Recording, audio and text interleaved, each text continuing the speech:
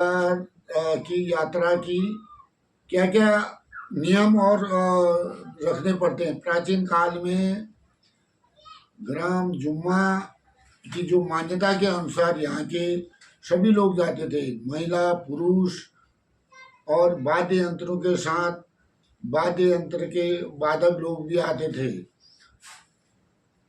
तो उसके बाद ये कहा गया कि बारिश ज़्यादा होने के कारण महिलाओं ने इष्ट देव से नाराज हो गए। केदार उनसे नाराज होने के बाद केदार देव ने यह कहा कि यह यात्रा केवल पुरुषों के द्वारा की जाएगी। अब अन्य एक दंत कथा के अनुसार मान्यता भी सुनी सुनाई कहानी है, यह भी है कि कई लोग ये कहते हैं कि शिव जी जब कैलाश की ओर प्रस्थान करने के लिए गढ़वाल से होते हुए कुमाऊं के रास्ते जा रहे थे, तो वो नाजुरी कोट के समीप विश्राम 2 घंटे उन्होंने विश्राम किया। तो ये सुरम्य और सुंदर जगह को देखते हुए उन्होंने इस क्षेत्र के 52 ग्राम सभाओं के इस क्षेत्र को महत्वपूर्ण तीर्थ के रूप में मान्यता दी और तथा जलाशय कुंडों का निर्माण कराया देविक शक्ति के द्वारा। और उन्होंने ये वरदान भी दिया कि छिपला केदार केवल की यात्रा करने पर जो फलाफल के द्वारा वरदान प्राप्त है वो केवल 2 मास के लिए पदो और असोज में तीर्थ यात्रा करने पर, स्नान करने पर इसका पुण्य अर्जित होता है। अब हमारी परंपरा के अनुसार हम लोग ऋषि पंचमी के दिन शिमला केदार की यात्रा की तैयारी करते हैं।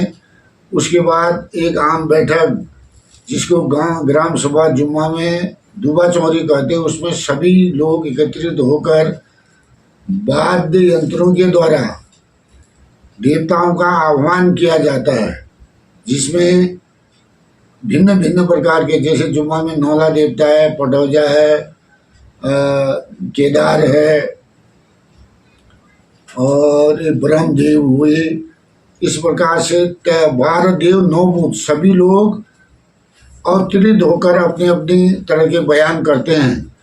उसके बाद एक सुनिश्चित दिन लग्न के अनुसार दिन का चयन किया जाता है। उसके बाद नौला मंदिर में जागो, रात में जागरण किया जाता है और जो पूजा का काला घाट कहते हैं उसको स्थानांतरित किया जाता है। उसके बाद शिमला केदार की यात्रा की जाती है। इसके नियम के सात्विक भोजन, आराम से ब्रह्मचर्य का पालन करते हुए शुद्ध शाकाहारी भोजन के साथ शिमला केदार की यात्रा की जाती है। प्रथम दिन रुद्रला से, अब गांव की मान्यता के अनुसार गांव में 2 प्रधान, जिसको देवता ने केदार देव ने अपना आशीर्वाद दिया है कि तुम गांव की जनता को एकत्रित करके तीर्थ स्थल में प्रस्थान करेंगे। रुद्रला से प्रस्थान किया जाता है। शुरुआत रुद्रला से, रुद्रला गांव में हुस्कर देव का पूजा की जाती है। वहाँ से ध्वजा और नेजा, देव डांगर, नौला का डंगरिया जिसको कहते हैं, यहाँ हमारी भाषा में बोने कहते हैं, बोना, और उनके साथ कई लोग वाद्य यंत्र के साथ नाचते गाते हुए ध्वजा नेजा को साथ लेकर पनियार धामी निवास पर एकत्रित होते हैं। उसके बाद छुरमल देवता के मंदिर होते हुए प्रधान खाला माउती ददिया ढूंढनी होते हुए जगरिया के घर पहुंचते हैं। वहाँ पर बहुत बड़ी देवाई और मीटिंग की जाती है, जहाँ पर बिरदौला देवता का मंदिर है।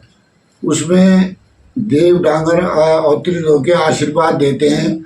उसके बाद वहाँ से ध्वजा नेजा लेकर ढूंढना ईशु उसके घर में मीटिंग और दिवाई होती है। उसके बाद से सीधा नौला मंदिर में ध्वजा प्रतिस्थापित किया जाता है। ये प्रथम दिन हो गया। दूसरे दिन नौला मंदिर से यात्रा गरामफू पाटा तक की जाती है।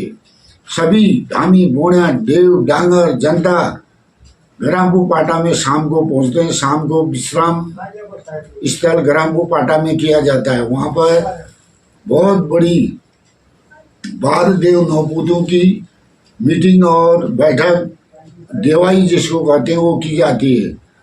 अनुसार शाम को देव और जागर की मान्यता है। रात भर जागर गायन के पश्चात सुबह 4 बजे वहाँ से सीधे छिपला केदार की ओर प्रस्थान किया जाता है। ये नंगे पांव यात्रा करना कठिन है।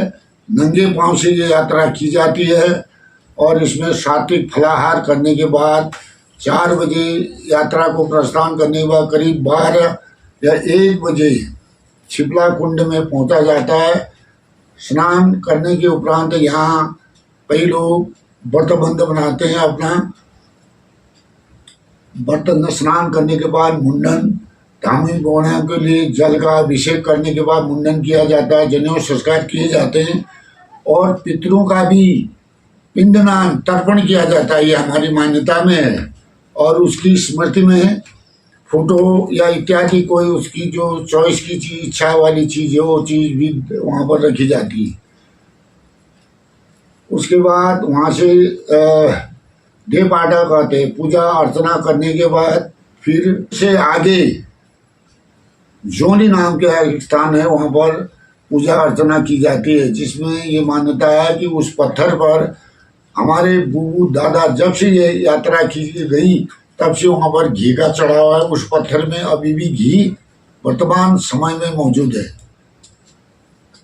वहाँ पर जो भी आपने यहाँ से लिया हुआ चढ़ावा और पूजा अर्चना करने के बाद वहाँ से यात्रा वापस की जाती है और ब्रह्म कमल और जल कुंड से पानी शुद्ध जल लेके तीर्थ यात्री गराम्बू पाटा पहुँचते हैं।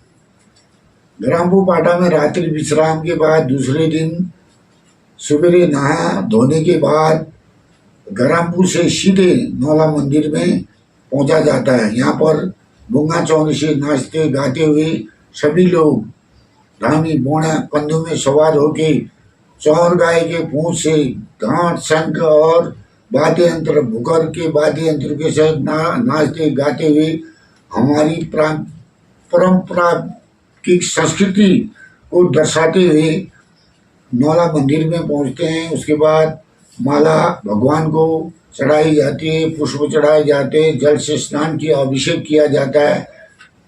तदुपरांत पूजा करने के बाद भोजन की व्यवस्था की जाती है। भोजन गांव वाले प्रत्येक व्यक्ति पूरी सब्जी दही दूध लेकर मंदिर में पहुंचते हैं। उसके बाद सभी लोगों में प्रसाद वितरित करने के बाद यात्रा समाप्त की जाती है।